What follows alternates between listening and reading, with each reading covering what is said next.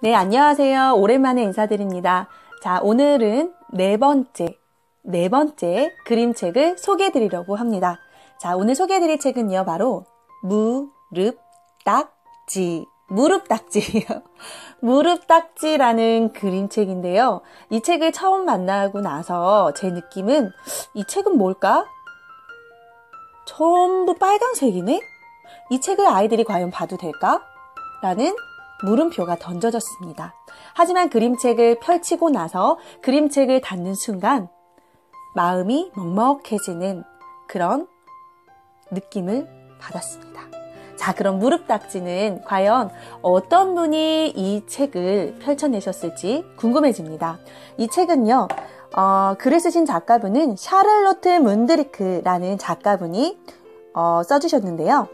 1970년 프랑스에서 태어나신 분이세요. 그러니까 지은 책으로는 샤말로 시리즈를 내셨네요. 겁쟁이 샤말로, 잠자기 싫어하는 샤말로, 학교에 간 샤말로 등이 있습니다. 그리고 이 책을 그림을 그려주신 작가분은 올리비에 탈레크라는 작가분이세요. 그런데 글을 쓰신 샤를로트 문드리크 작가분과 동갑이시네요. 같은 프랑스에서 태어나신 동갑이신데 어떻게 같이 작업을 하게 되셨을까? 개인적으로 궁금해집니다. 자, 올리비에 탈레크 작가님은 1970년 프랑스 브레타뉴에서 태어나셨어요. 그래서 디펠의 응용예술학교에서 공부를 하셨다고 합니다. 그래서 한때는 그래픽 디자이너로 일하셨고 지금은 어린이 책에 그림을 그려주시는 일을 하고 계시다고 합니다. 그리고 이 책을 옮겨주신 분은 이경혜 선생님이신데요. 1960년 진주에서 태어나신 분이세요.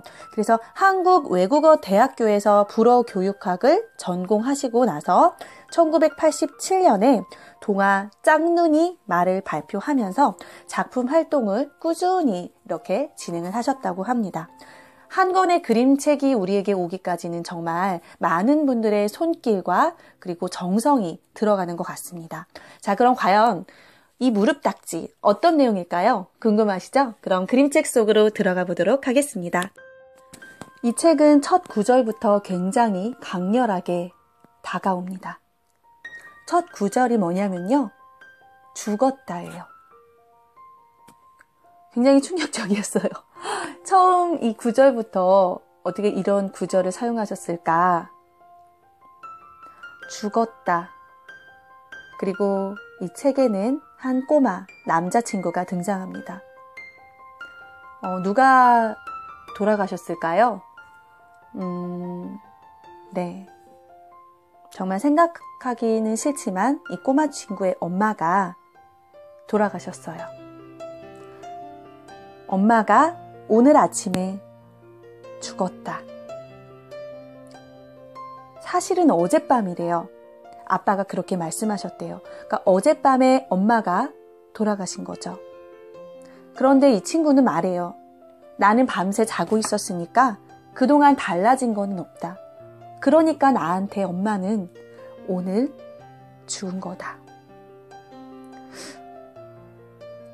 내가 정말 사랑하는 사람이 갑자기 어느 한순간에 내 앞에 없다면 정말 심장이 쿵 하고 내려앉는 기분일 것 같아요. 이 꼬마 친구는 얼마나 슬플까요? 그러니까 엄마에 대한 그리움, 엄마 보고 싶은 마음, 그리고 화가 나는 마음. 왜 도대체 엄마가 죽었는지 처음엔 이해할 수가 없죠. 그리고 화를 내요.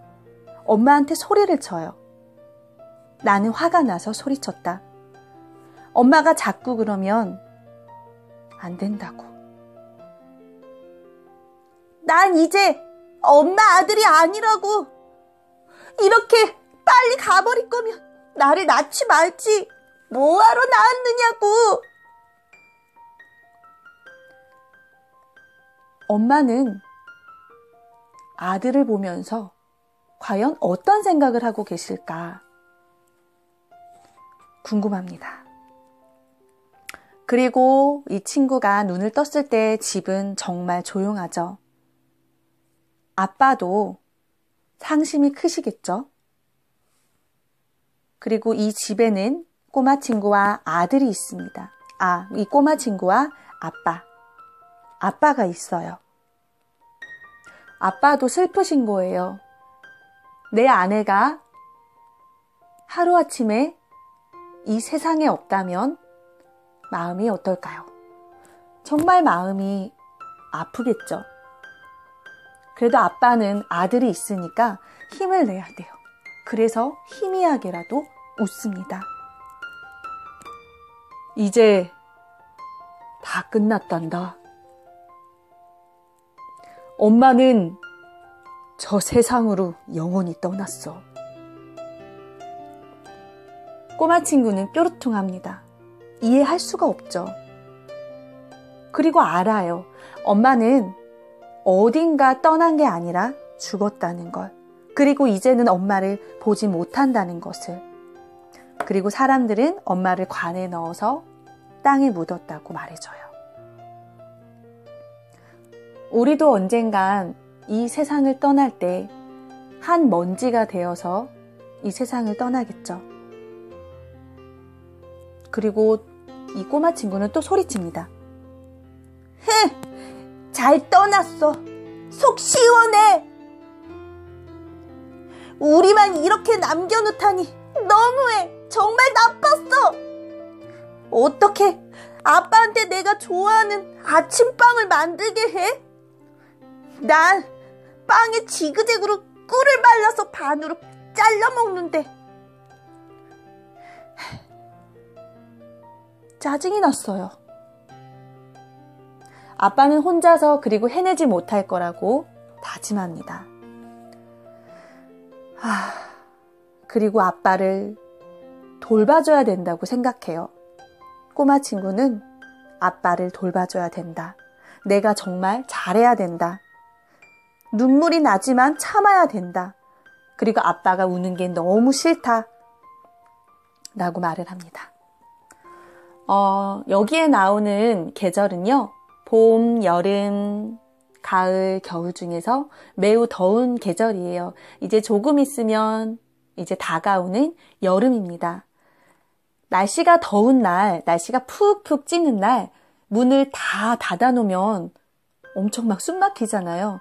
그런데 이 친구는 엄마 냄새가 밖으로 새어나가는 게 싫어요. 그래서 한여름에도 문을 꼭꼭 닫아놔요. 엄마 냄새가 새어나갈까봐. 그리고 아빠가 엄마를 잊어버릴까봐 걱정도 합니다. 그리고 숨도 쉬고 싶지 않아요. 나는 엄마 목소리가 새어나가지 않게 귀를 막고 입을 다물 거야. 하지만 코는 그냥 놔둬야 돼. 숨은 쉬어야 하니까. 그리고 엄마 목소리가 들리는 것 같아요. 엄마가 나한테 말하는 것 같아요. 괜찮아, 우리 아들. 누가 우리 착한 아들을 아프게 해. 넌 씩씩하니까 뭐든지 이겨낼 수 있단다. 이렇게 눈을 감으면 엄마 목소리가 들려오는 것 같아요. 그러면 아픈 것도 낫는 것 같아요. 그런데 어느 날 이 꼬마 친구가 뛰어가다가 쿵 하고 넘어지고 말았어요. 그리고 결국에는 무릎에 상처가 났죠. 저희 아이도 뛰어가다가 어느 날 무릎에 상처가 난 적이 있거든요. 그런데 아이들은 그런가 봐요. 이렇게 상처가 나고 딱지가 생기면 막 떼고 싶나 봐요. 그런데 이 친구도 막 떼요. 딱지가 앉기를 기다렸다가 손톱 끝으로 긁어서 막 뜯어내요. 다시 상처가 생겨서 피가 또 나오게. 그리고 또 아픈데도 꾹 참아요. 왜? 엄마가 나한테 무슨 말을 해줄 것 같으니까. 엄마가 나한테 뭐라고 말을 했으면 좋겠으니까요. 그리고 어느 날 이 집에 누가 찾아오시죠? 바로 할머니가 찾아오십니다. 그런데 이 친구는 아빠도 걱정됐는데 이젠 할머니마저 내가 돌봐야 하나 하고 걱정을 해요. 왜냐하면 할머니는 엄마의 엄마니까. 그리고 내가 돌볼 어른이 2명이나 생겼다고 걱정을 하죠. 그래서 이 친구는 방에 계속 있어요. 자, 할머니가 오셔도 방에 꼼짝 않고 계속 있어요. 그런데 할머니가 찾아오셔서 이 꼬마 친구 손자에게 뽀뽀를 하시고 얼른 달려가서 문을 활짝 열어놓으세요. 문을 닫아놔야 되는데 문을 닫아놔야 엄마 냄새가 새어나가지 않는데 할머니는 문을 활짝 열어놓으세요. 집이 완전 찜통이구나. 푹푹 쪄서 아휴 숨 막혀 죽어요. 그런데 깜짝 놀라서 비명을 지르면서 울음을 터뜨려요. 안 돼! 열지 마! 엄마가 빠져나간단 말이야.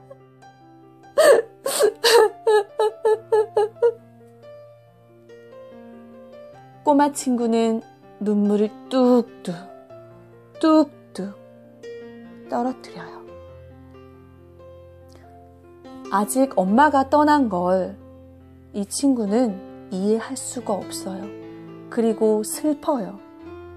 우리도 누군가 떠나보냈을 때 마음이 그런 적이 있으시죠? 그런데 이 꼬마 친구는 어떨까요? 할머님도 그 마음을 다 알고 계시겠죠? 그런데 할머니가 다가오시더니 이 꼬마에게, 우리 손자에게 말을 합니다. 뭐라고 말하셨을까요? 우리 손자에게 뭐라고 말하셨을까? 아이고, 더워요. 울지 마. 뚝! 이렇게 말하셨을까요? 자, 할머니는 이렇게 말씀하십니다. 손자의 손을 잡고 가슴 위에 올려주며 말씀하십니다. 여기 쏙 들어간 데 있지? 엄마는 바로 여기에 있어. 엄마는 절대로 여길 떠나지 않아. 엄마는 여기 가슴, 마음 여기에 있다고, 엄마는 절대로 떠나지 않는다고 손자에게 말을 합니다. 손자는 그 말을 듣고 어떤 생각을 했을까요? 어떤 마음이 들었을까요? 그리고 이제 마음이 바빠지기 시작합니다. 쿵쿵 쿵쿵 쿵쿵 쿵쿵. 그리고 아빠를 격려해줘야 된다고 생각해요. 쿵쿵 쿵쿵 쿵쿵. 그리고 할머니는 이제 집으로 가셨습니다. 그리고 어느 때처럼 다시 아침이 시작되죠. 하지만 이전과는 조금 달라진 모습이 나옵니다. 예전에는 화가 나고 짜증이 나고 어떻게 할 줄 몰랐던 그 아이가 이제는 조금 미소를 지어 보입니다. 아빠도 조금은 미소를 지어 보입니다. 그리고 아빠한테 달려가죠. 나야, 아빠! 엄마가 또 이렇게 속삭이시는 것 같대요. 그래, 아빠한테 가서 안겨. 내 아들아. 자, 이 꼬마 친구가 뛰어가다가 넘어져서 무릎에 상처가 났었죠. 그런데 상처를 또 떼어나고 또 떼어내고 또 상처가 또 생기고. 그런데 그날 저녁에 침대에 앉아서 손가락으로 무릎을 만져보니까 이제 매끈매끈한 새 살이 돋아나 있었습니다. 딱지는 사라지고 없어졌어요.